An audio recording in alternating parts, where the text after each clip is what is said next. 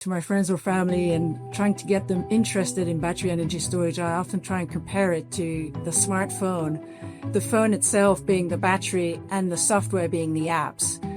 You know, there was a time and a place where in order to get a phone call, you had to be a certain location at a certain time. Now that's redundant. The phone element of a smartphone is almost redundant because it has all these other utilities.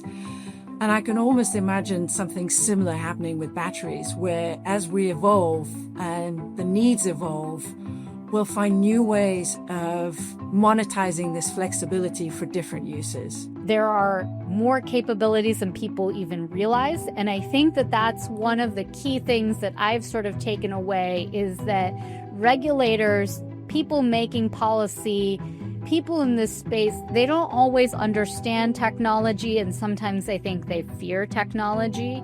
I love batteries, and I know I've been working with batteries for a long time, and Richie, I'm super biased. I love the grid. I love so many things. Yes, I love batteries. I love what they can do because they're so flexible, because they can support you on the demand side and the supply side, because they're so fast to ramp. They are an amazing tool.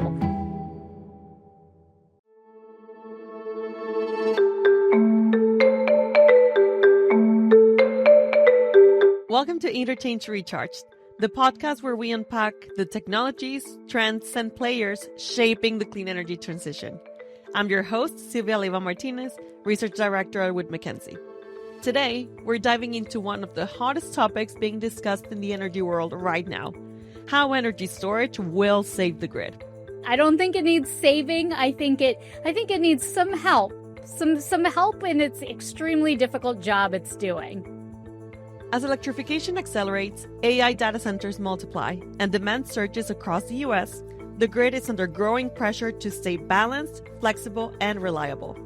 Joining me to explore how energy storage can help meet these challenges are Joanna Martin-Ziegenfuss, Wartsila's General Manager for Energy Storage Strategic Market Development in North America, and Ruchi Shah, General Manager of Software Product Management. Together, they bring a global perspective on the technologies, policies, and innovations driving the next era of grid resilience. Let's start with the big picture. When we ask, how energy storage will save the grid? What does that really mean? Joanna, Ruchi, welcome to the Interchange Recharge podcast. I'm so excited to have you here. Thank you for having us. Thank you for having us. Looking forward to this podcast. Awesome. So the phrase, how energy storage will save the grid, is a very bold one, and we acknowledge it in the show. So how do you both interpret it? Obviously, as work in this field and as an eternal optimist, yes, I strongly believe that it can save the grid due to the unique type of energy asset that storage is relative to other energy assets that just generate, or to some extent generate and store. If you think of a hydro plant or a peak plant, this asset is multifunctional. It can capture energy, it stores energy, and it can release the energy when it's needed. So on demand, essentially. And that's a flexibility that is rather unique and offers an array of values to customers and thereby a diversity of monetization opportunities. So I think with such a tool that is so flexible and is able to even grow in its flexibility via the software side of it, I'm very optimistic that it can be a critical tool for the grid. Definitely. And if there is something that we have seen over the past few years or even longer than that, is that there is no issue on the generation side. So we have seen all this wave of new generation in different forms: renewables, gas, sometimes even coal, which is not as clean, but that's obviously part of the mix. But as you mentioned, energy storage brings this added flexibility. So it's not only the ability to inject energy whenever it's needed, it's also all the different services that energy storage assets can bring to the grid. There are elements of resiliency of the grid. We already talked about the flexibility. So it is a matter of leveraging all the different aspects that energy storage brings to the table and see how it can better help optimize grid operations. Ruchi, would love to hear your thoughts. Yeah, it's a very interesting question. And I think, one of the things that I would start with thinking about is, does the grid need saving? Oh yeah, and that's a and good one. and I mean, it's a little tough to parse. If you think about what the grid does and you step back, it's really nothing short of miraculous that we have set up an energy grid that is designed to essentially support all of these human functions, from lights to data centers to now, powering your cars. Hmm. It's amazing what the grid is able to do, and that we can keep it running all the time, right? And that we have set up a grid where supply has to meet demand every second. Yeah. It's shocking when you think about it, that you're always in every second having to have supply meet demand. It's a very, very challenging, I would say, setup that we have created with this. Yes. And you start a toaster and all of a sudden your supply has to ramp up to meet the demand of that toaster, right? Your microwave stops and all of a sudden, supply ramps down a little bit. Every single time we use electricity, the generators have to increase or decrease to meet that change in electricity. And so what I would say is that I don't know that batteries are saving the grid, because I think the grid is amazing. But what I do think they are doing is they're adding some very needed flexibility on both the demand and supply side. So they ameliorate this need that we always have to have generation meet demand at every second in every moment by being able to bank and store that energy. And I think that as the grid evolves and as we move towards a net zero future, it becomes even more important for us to have those batteries on the grid. But I love the grid. I think it's amazing. We need to make that a t-shirt. Yeah, I think it's amazing. I think it's amazing what it's able to do, and I don't think it needs saving. I think it needs some help, some help in its extremely difficult job it's doing. Yeah. I love that perspective, and I agree. I think we need to, sometimes it becomes so obvious, oh, you turn on the light and it's already working. There are so many things going on behind having the lights on at this very moment. So I really like what you mentioned, Ruchi.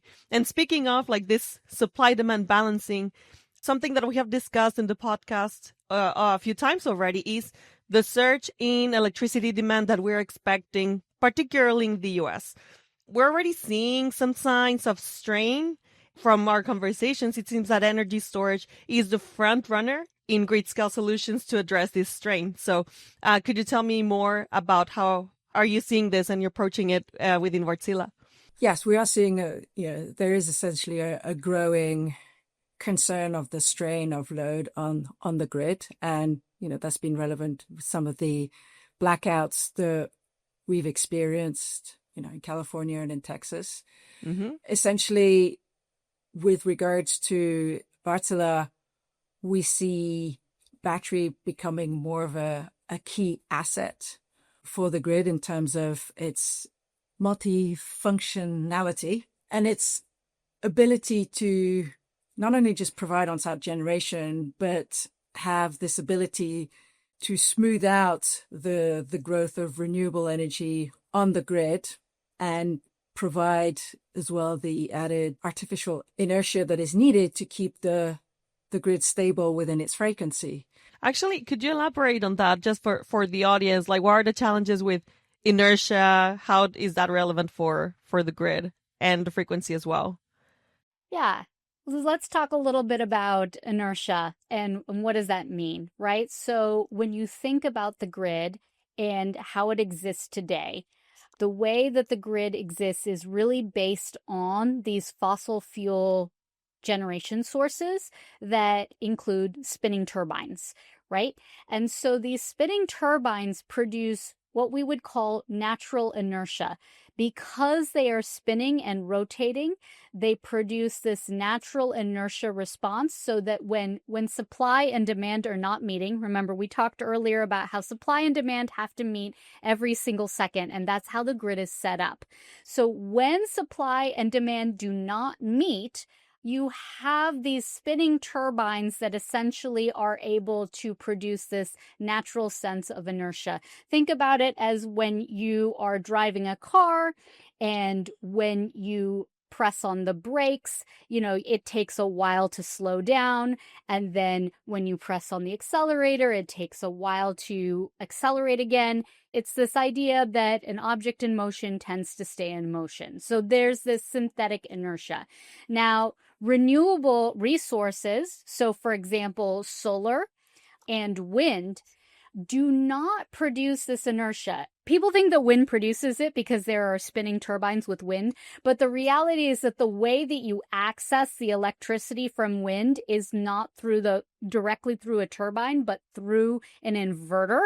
And so that inverter, which is essentially a piece of electronic equipment, does not provide that natural inertia.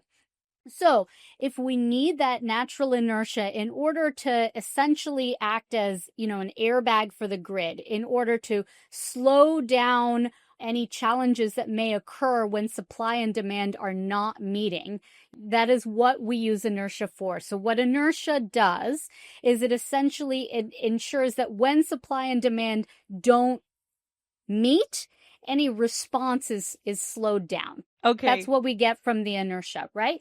And so the reality is that an inverter-based resource like solar or wind or a battery does not provide that natural inertia because it's a piece of electronic equipment. But you can program a piece of electronic equipment to provide that inertia. So it doesn't provide it as a natural byproduct, but we can still essentially create software that produces the same impact. And that's what we call virtual or synthetic inertia that we are seeing these batteries provide.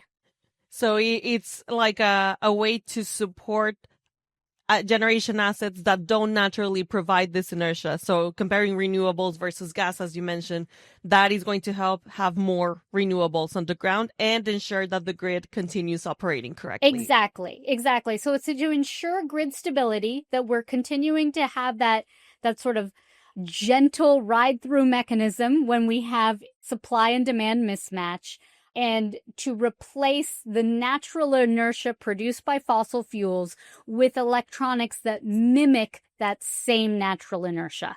Okay, awesome. So you mentioned the challenges that come with renewables, and that's more on the generation side. Can you tell us more about what are the challenges that we're seeing in the changing landscape for the demand side and how all of this ties together? So when we're thinking about the challenges on load on the demand side, I think there are a few things to think about. So one is the overall demand increasing as we increasingly electrify our fleet, and as we add these data centers to the grid. So overall, you're seeing demand increase. The second thing you're seeing is that the max capacity of the grid has to increase. So this is when you're talking about how much strain there might be on the grid at any one point. So what's the max demand, say, in the day or the month or the year? That is also increasing. And that means that you have to have additional capacity in reserve to meet that max demand. So there's your average demand, and then there is the max demand. And that, the max demand represents all the reserve you have to have at any given point in time. And then the other issue that we are seeing is load volatility.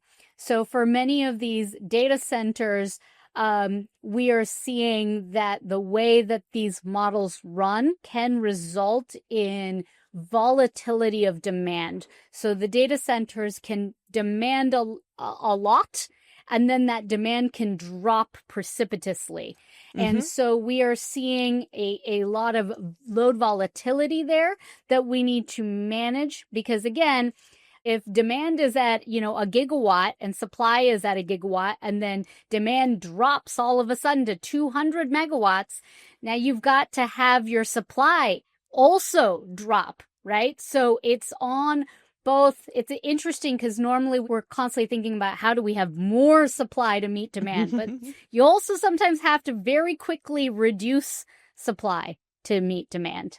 And that's where the challenges with balancing come into play. And not all types of assets, like on the supply side, can serve the different types of load profiles.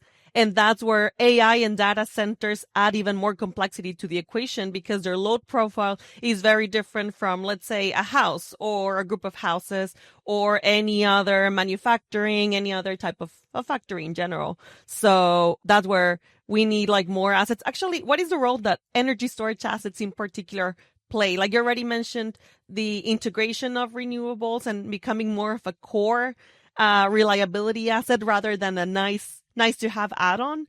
But how are you seeing it on the operational side, particularly on the AI and data center perspective? There's two facets to the role of BESS with regards to the AI data center market segment. One of the primary use of battery energy storage that they've been looking at is to help them with on-site generation. Because of very long interconnecting queues in the US that can span anything from 3 to 10 years, and the need for these data centers to get to power as fast as possible. And in some areas, the grid just doesn't have the capacity to accommodate this load. So there's a small number of data centers that are developing their own power generation with gas engines. And the role of BESS in those kind of situations has several roles. In one instance, as Ruchi was just talking about, the volatility of the demand of AI data centers means that these engines are required to ramp up and ramp down very fast. And in some instances, they can do that to a limit. And batteries can actually do that at a faster speed, sort of take them up that ramp a little bit more. And so they can be part of meeting the overall full uptime requirements that data centers need, because they need continuous power. They need that 100% reliability. And so they can play that role. Essentially, they can also, since it's, power generation that is off the grid, the battery with the right kind of software can play a role as a microgrid. So it has that microgrid ability as well. Definitely. And it seems so there are like these three main advantages or opportunities for energy storage assets. They allow for data centers to continue operations and have a lot of flexibility, whether they want to be on grid, off grid, or start us off grid and then connect to the grid, and ultimately provide services to the grid when they are connected to it. Second is the ability to, instead of the utility investing in grid upgrades, which are quite expensive, instead they can use batteries, which are going to be more efficient on the capex side. So that way that doesn't increase costs to the ratepayers, which has been part of the conversation for a few months now. Like this concern on, oh yeah, we're having all these new capacity coming online, but ultimately who's going to pay for that power and how much is going to be that worth? And third one, to have this ability to interrupt, or you can cut off the serving of this particular data center.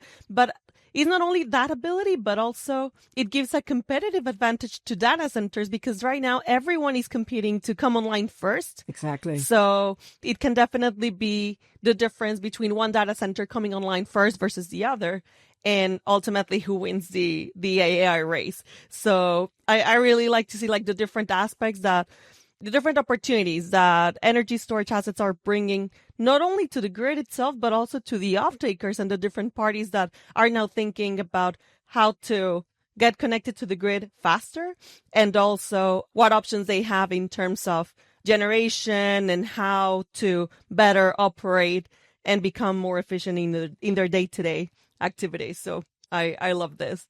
So we've been talking a bit more on the technical side. So these challenges with balancing the grid, what we're seeing in terms of the changes that data centers are bringing to grid operations and the role of energy storage. But I'd like to touch on the policy side because there are challenges and opportunities there as well. And I know that varies a lot depending on the geography. So Wartsila, as you mentioned, Joanna, has operations all across the globe. How do you see like market design or regional policy helping or hindering the development of storage projects? And how are these making it more viable? Well, the short answer, for market design and regional policy to make projects more viable, they need to work in concert. The longer answer is, if we start with policy, the infrastructure deployment is going to be attracted to region where the development is cheaper. It's a cheaper route to market. So whether that is, for example, a state having specific incentives, tax credits, or having lower permitting hurdles than in other states. And you see that already in some regions where, for example, ERCOT has a very fast interconnection process. You will see, the growth of BESS has really taken hold there, whereas in areas where there's congested interconnection queues like MISO and PJM, it's taken longer, and the system operator themselves are looking to review their policies to sort of resolve that. But that aside, and then we look at market design, which is more about how to make money out of that asset. And that will be where the market rules reward the energy storage essentially for its full sort of flexibility and speed that it can provide. And that's essentially what battery does best. And some markets, reward for ancillary services that the battery can provide, such as, fast response or energy arbitrage. And others reward for the capacity that it offers, this additional capacity. And so we often talk about revenue streams stacking, essentially is looking at, with all these services, the ability to provide capacity or arbitrage.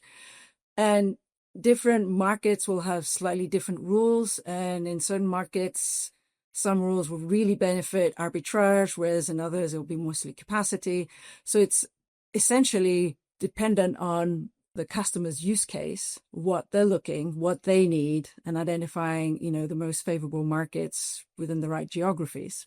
And I have seen a lot of conversation about the rules, like how is an energy storage asset considered within different ISOs and how that is making or breaking the case on developing storage in certain regions.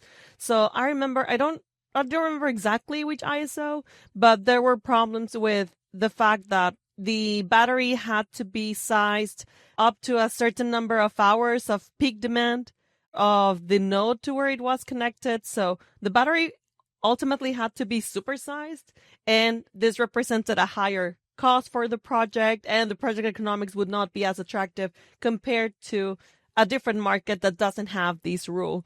So have you seen any specific rules or mechanisms at the ISOs that are helping develop these projects?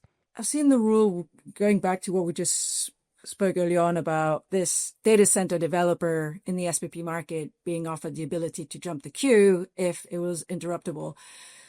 And my understanding that SPP is actually looking into formalizing that as an opportunity. And other markets as well are putting such rules that if you can bring your own on-site generation and you have the ability to be interruptible, you can get connected to the grid faster, which is essentially helps the grid itself and helps the load.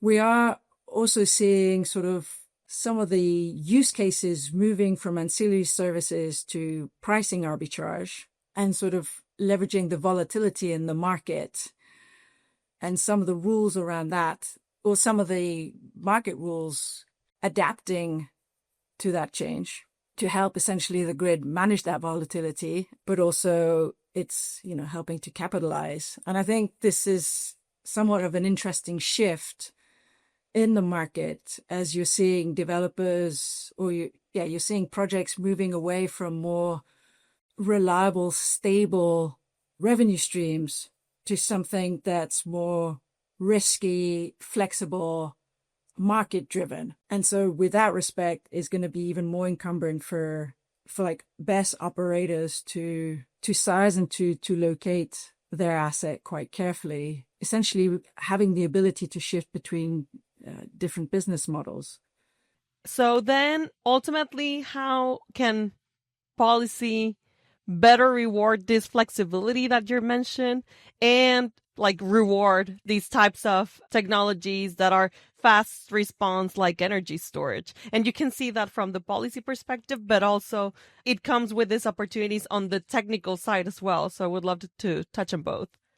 Yeah, I think it comes down to what are we trying to achieve with the grid, and how do we ensure that that happens? And often I do think that a market framework helps ensure that what we want to happen actually does happen. For example, in the case of inertia, if you want resources to provide that inertia, you need to create a market around it. I think there's certain expectations built in. You know, inertia didn't used to be something that any grid operator had to pay for. It was, as we discussed, a natural byproduct of these fossil fuels. And so there's some inbuilt, I think, assumptions that, well, we get this for free. But what if you don't get it for free? Is it important to you, and is it worth paying for? And I think that there are a bunch of preconceived notions that we have on how these systems operate, how fast they ramp, how fast they respond, what they can do, that are based on our assumptions of fossil fuels, which have many advantages and also have their disadvantages, like being slow to ramp. And we need to not think about it in those terms. Don't think in terms of what can these things do. Instead, we need to start and think about what do we actually want to achieve, and then how do we ensure that we get what we want. And I think market mechanisms are a big part of that. What role does software optimization play in all these conversations? Like we've talked about real-time volatility, how this is affecting like large-scale assets, distributed assets. So I'm just curious to see, like, how are you seeing this technology evolving and how it's helping address the needs that the grid has today? I'm super optimistic about the role software can play in ameliorating these real problems that the grid is facing. I think that the world is really our oyster when it comes to the role of software optimization and what software can do. You know, we're seeing all kinds of different companies attack this problem from all different ends. So on one side, on the distributed side, you're seeing huge numbers of companies that are doing really interesting things in the VPP space and the virtual power plant space to do things like, hit demand at these distribution points, right? And then on the other side, you're seeing these large grid scale batteries and able to do things like synthetic inertia, frequency response, energy arbitrage, really fast response to load volatility. There are so many things we can do. Batteries, again, I love batteries, and I know I've been working with batteries for a long time, and Richie, I'm you super love the biased. grid, you love batteries. I love the grid. I love so many things. Yes, I love batteries. I love what they can do because they're so flexible, because they can support you on the demand side and the supply side, because they're so fast to ramp. They are an amazing tool, and I think we need to, from a policy and regulatory perspective, if we can get out of our way, I think that we can enable a lot of these things to happen. So yes. I think that, There are some things that are challenging. I think that load forecasting, when we talk about these AI data centers, that's a really hard problem to solve. That is a Yes. very, very volatile and challenging load to forecast, unlike, as you said, a residential load or even a C&I load. Those are much simpler things to forecast. So there are some real problems that we need to work on from a technical perspective, and I don't want to minimize that. At the same time, I think that there are more capabilities than people even realize. And I think that Yeah. that's one of the key things that I've sort of taken away is that regulators, people making policy, people in this space, they don't always understand technology. And sometimes I think they fear technology. And so the rules sometimes lag the technical abilities and competence. And Yes. so we need to have more technical people in these conversations to help guide the regulatory and policy frameworks. Totally. And there is this impression that grid operators and utilities are more risk averse. So even when the technology is there, the rate of adoption, as you mentioned, is not as quick as we need to. So this results in maybe not the most efficient investment or longer times to plan. What we're seeing right now in the interconnection queues, that they're becoming longer and longer. So we need to find all the different technologies that are available and making sure that we're using all the resources and the people available and have these technical conversations ongoing, because these not only policy working on an isolated form, there has to be this overlap between regulation, policy, and technology people in making sure that we're making the grid and the planning process as efficient as possible. So we have seen already some changes happening at different ISOs, and I also feel very optimistic about that. One thing that I'm also seeing is on the technology side, how it's growing exponentially. I would actually like to ask you about the exciting things that you're currently doing at Wartsila, because I know you have done a lot of work, particularly on the software optimization side. So please tell me more about it. Sylvia, before we get there, I have a question for you, if I'm allowed to ask a question. Sure. Do you think that these regulatory bodies are risk averse or change averse? I think it's kind of both. When thinking about regulators, probably more change averse, but not because they are like against the technology, is because they don't know enough about it. And they don't know about the benefits. They don't know about, I don't know, like having this mindset of things have been working fine just as of right now. And change needs resources, needs a change in mindset. So yeah, I think they're more change averse.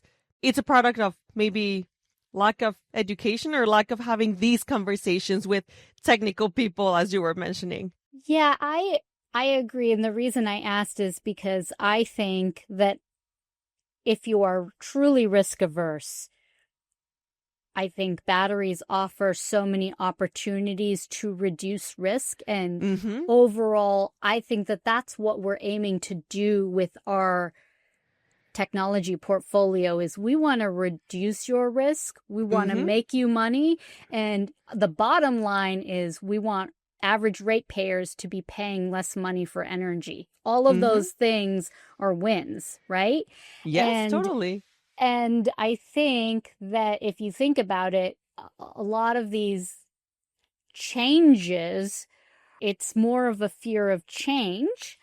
And actually, by fearing change, we're actually increasing risk, because the reality is the grid is changing whether we like it or not.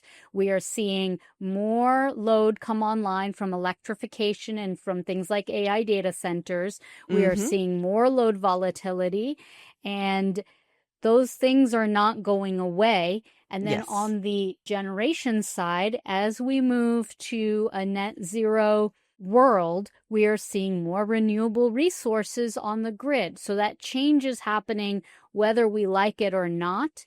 And by not responding to our changing circumstances, we're actually increasing risk, both for the grid, for grid operators, and for average people who are trying to live their lives without experiencing excessive blackouts. Exactly. Like the market is changing, the grid is changing, whether or not regulators like it or not. So yeah, that I fully agree. You raise a very good point, is that right now I think we're at an inflection point where Mm-hmm. what was true a decade ago is no longer, and the whole market needs to change. The Yes. business models, the structure, the infrastructure. I mean, for decades, we've had a flat demand growth, and all of a sudden that has spiked. And it's not just coming from one source, it's coming from a variety of sources.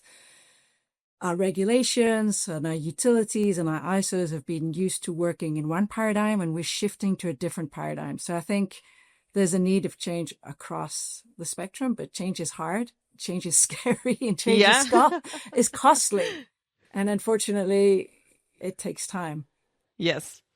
And I agree, like it can be very resource consuming, trying to handle all these change, and we need all the tools that we can use. So could you tell me a bit more about what is Wartsila bringing to the table? Like, how are you making these integration or this ability to balance the grid in general easier for the different players that are right now participating in the market? So one of the things that we at Wartsila are really focused on is how grids evolve and how they are evolving towards complexity. So we will hear from customers often that, hey, we understand that you have one of the most complex and powerful power plant controllers there is in the industry, but our needs are really simple. And so we think we can get away with any power plant controller. And that may be true. That may be true for now.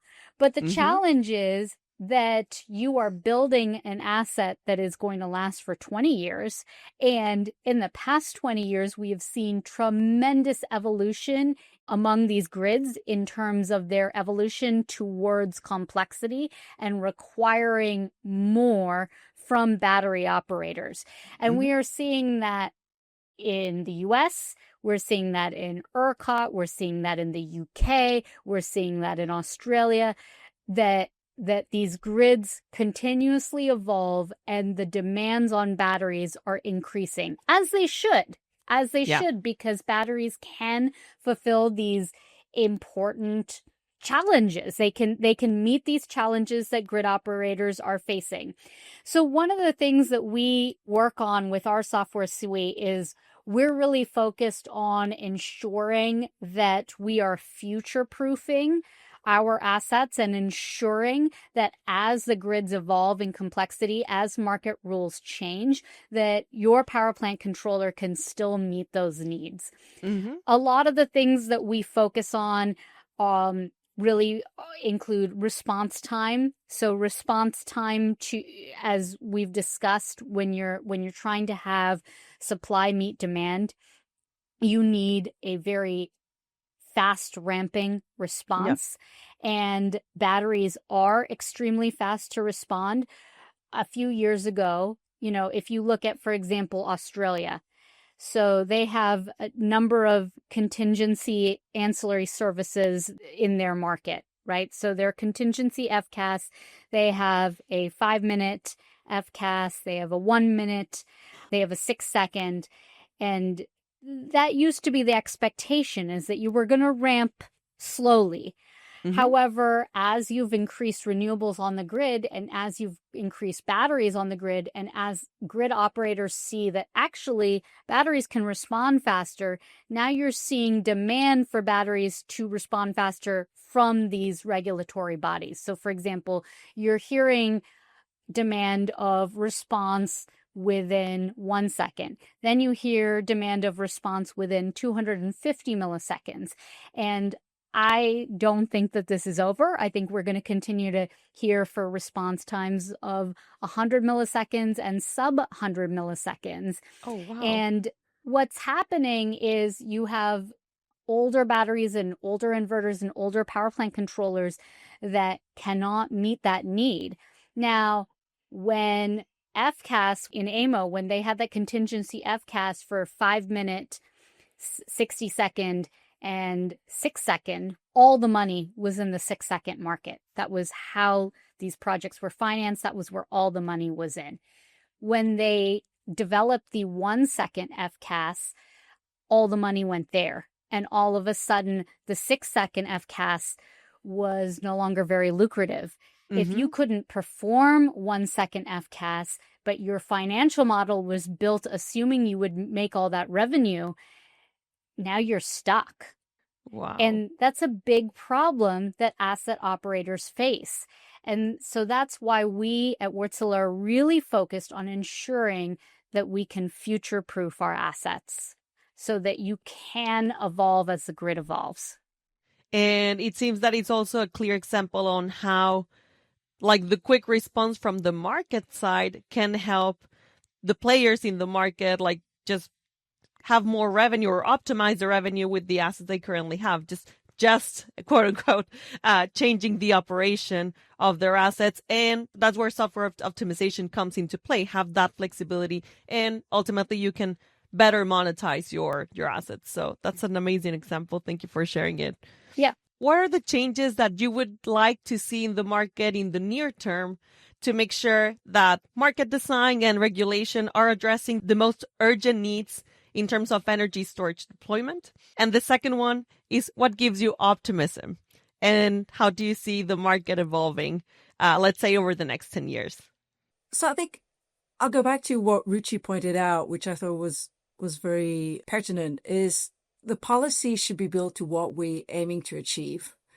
One of the priorities that we need is a reliable grid, a grid that doesn't black out in extreme weather or disruptions.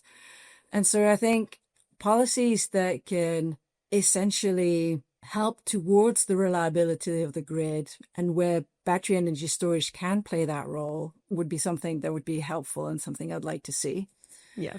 And I think essentially maybe a number of other policies would fall out of that key requirement. I'm very optimistic about energy storage shaping the future because of its prime characteristic, which is flexibility. And this is what you want when you're moving towards the future. It's not exactly clear what it's going to look like, but you have here an asset that can adapt. And essentially you, aside from the box, which is essentially all it does is capture, store, and releases power. But on top of that, you have the software, and that ability, that having that software that can manipulate that energy just increases its ability to resolve a number of issues that need resolve, or provide an array of different values to whatever customers need, essentially. When I'm talking to my friends or family and trying to get them interested in battery energy storage, I often try and compare it to, the smartphone, the phone itself being the battery and the software being the apps. And, there was a time and a place where in order to get a phone call, you had to be a certain location at a certain time. Now that's redundant, and the actual phone call, the phone element of a smartphone is almost redundant because it has all these other utilities. And I can almost imagine something similar happening with batteries, where as we evolve and the needs evolve, we'll find new ways of monetizing this flexibility for different uses. So I'm very optimistic. Awesome. Ruchi, any final thoughts? Yeah, I think I agree with Joanna in terms of focusing on what we're trying to achieve and having policy reflect what we're trying to achieve. I'm also really optimistic. I think that it's really an exciting time to be in this industry. There's so much innovation happening. So I think that we've seen technology evolve so far in the past decade, and I think we've just begun. And so I'm really excited to see the evolution of batteries, of EVs, of solar and wind over the next decade or two. I came into this space because I feel really strongly about mitigating climate change. And that's really the mission that focuses me. And I think about how I felt 15 years ago, where this problem felt really insurmountable. And it felt like, how were we going to do this? And it seemed like it was going to be really painful, honestly, to mitigate climate change. It felt like it was going to require people to do with less, a lot less. Mm-hmm. That seemed to be the thinking, right? And I think to some extent there are definitely people who still have that mindset. But I think as the technology has evolved, it's opened up possibilities where we can live this really rich life and even have things like AI data centers, which was on no one's radar 15 years ago. Yeah. And I think not even like 4 years ago, 5 years ago, right? Exactly. Yeah. No, exactly, right? We're seeing how the world is continuing to evolve, and it's continuing to need cheap and abundant energy. And I think that batteries and renewables are a key part of that cheap and abundant energy future. And when I see how the technology is evolving, how the costs are coming down, it really does make me optimistic for our future and really excited to see where this journey is going to take us. So I'm enjoying the ride. We all are. Ruchi, Joanna, I share your optimism. I share your excitement. And I would love to see what Wartsila is going to be announcing next. Like, I know it's a very dynamic environment. It's a very, very interesting time. So we need all the people, all the technology to make sure that we are meeting this new load and also continuing the conversation related to the role of renewables, how storage comes into play, and ultimately how can we meet this new demand without any blackouts, without sharp increases in costs. So many, many items to address. So Joanna, Ruchi, thank you so much for joining me. This has been really, really insightful. Thank you. Thank you for inviting us.